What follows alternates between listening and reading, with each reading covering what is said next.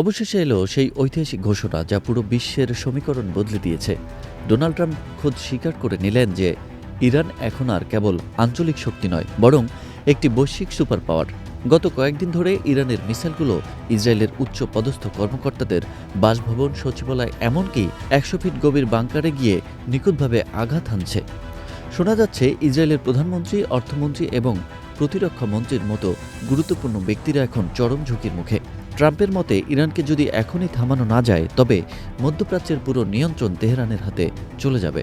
ইরানের পররাষ্ট্রমন্ত্রী পরিষ্কার জানিয়ে দিয়েছেন, মধ্যপ্রাচ্যের এই যুদ্ধ কখন এবং কিভাবে শেষ হবে তা কেবল ইরানই নির্ধারণ করবে। যুক্তরাষ্ট্র ভেবেছিল ২-৩ দিনের হামলায় তারা ইরানের শাসন ব্যবস্থা বদলে দেবে, কিন্তু তাদের প্ল্যান এ এবং প্ল্যান বি উভয়ই চরমভাবে ব্যর্থ হয়েছে। ইরানের গত ১০ বছরের মাস্টার প্ল্যান এখন মাঠ পর্যায়ে কার্যকর হচ্ছে। তাদের ৩২তম মিসাইল ওয়েবে ইসরায়েলের বেন গুরিয়ন বিমানবন্দর সহ প্রধান বাণিজ্যিক ও সামরিক হাবগুলো এখন আগুনের কুণ্ডলী। ইরানের মূল উদ্দেশ্য হল ইসরায়েলকে বহির্বিশ্ব থেকে সম্পূর্ণ বিচ্ছিন্ন করে দেওয়া, যাতে তারা কোনো লজিস্টিক সাপোর্ট না পায়। ইসরায়েলের সবথেকে সুরক্ষিত নেঘেভ মরুভূমির বিমান ঘাঁটি এবং রামাত দেভিদ এয়ারবেজেও ইরানের মিসাইল নিখুঁতভাবে হিট করেছে। সেখানে থাকা পঞ্চম প্রজন্মের যুদ্ধবিমান, এমনকি আমেরিকার অত্যাধুনিক F-22 বিমানগুলো বড় ধরনের ক্ষতির মুখে পড়েছে।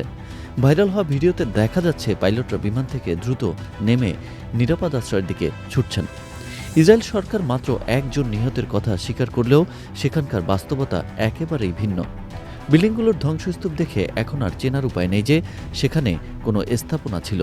ইসরায়েলে অবস্থানরত একজন ভারতীয় সাংবাদিক জানিয়েছেন, ইসরায়েলে আকাশ প্রতিরক্ষা ব্যবস্থা এবং সাইরেন এখন কেবল নামেই টিকে আছে।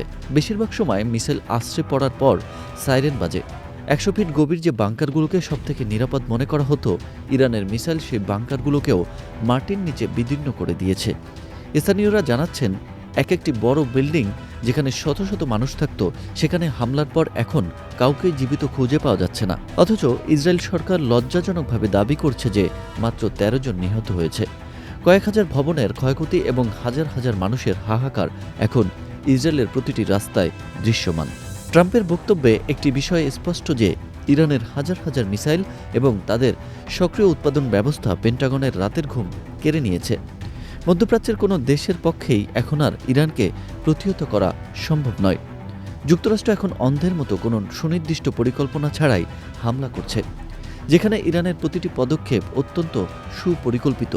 ইসরায়েলের যোগাযোগ বিচ্ছিন্ন করে দেওয়ার পর এখন ইরানের পরবর্তী টার্গেট কী হতে পারে তা নিয়ে বিশ্বজুড়ে আতঙ্ক বিরাজ করছে।